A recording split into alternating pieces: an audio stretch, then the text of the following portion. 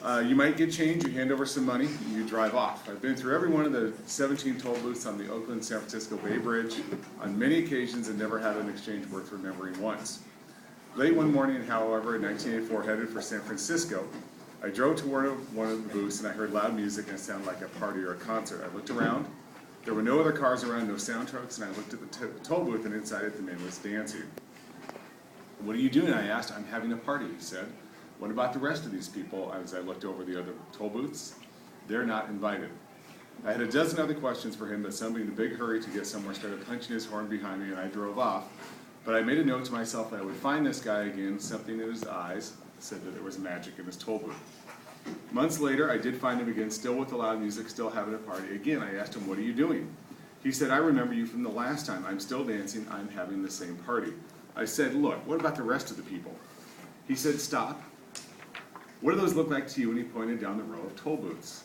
"They look like toll booths," I said. "No," he said, "use your imagination."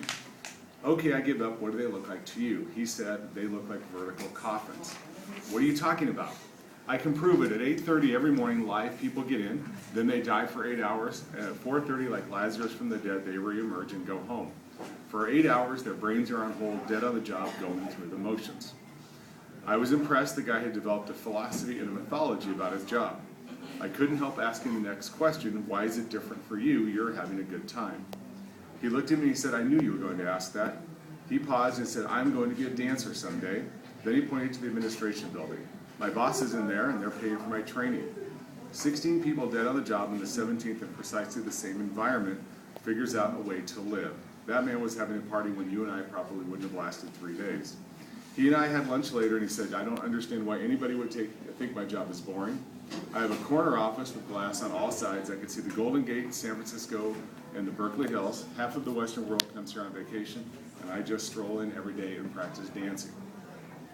That's a miserable job. That is the suckiest job in the world. And what I like about that story, it communicates the power of having a mission. That's his mission, to be a professional dancer.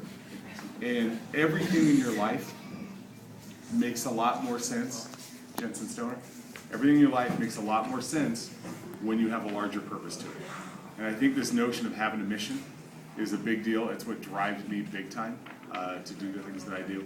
And it helps to organize everything in your life. That's the big thing.